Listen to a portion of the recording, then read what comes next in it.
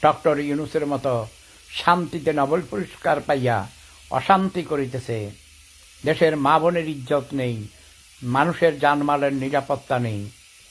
আমার এইসব ভণ্ডামি সহ্য হয় না। নোবেল পুরস্কার পাইছে শান্তিতে, ভণ্ড বদমাইশ, মিথ্যুক, ধোঁকাবাজ, ক্ষমতা লিপ্সু, তার লোভ, এত লোভী মানুষ ভাই আমার জীবনে দেখিনি। তার মতো সে দেশে অশান্তি সৃষ্টি করেছে। সেখানে হাসিনা ভালোই চালাইতেছিল, উন্নয়ন করছিল, সাথে সাথে দুর্নীতি ছিল একটা লিমিট পর্যন্ত। এখন তো দিনে দুপুরে ডাকাতি, ঘরে ঢুকে ডাকাতি, ধর্ষণ, হত্যা, খুন, রাহাজানি, লুটপাট সীমাহীন। জনগণ এর জন্য দায়ী। আমার দেশের জনগণ অশিক্ষিত, মূর্খ, বর্বর, তোদের জুতা মারি, জুতা মারি, জুতা মারি, হিসামাত্র করে। পাশের থানা হাজীগঞ্জ সম্পর্কে কিছু পারেন? আরে হাজীগঞ্জ তো আমি কোন বাড়িতে মারি, দেখো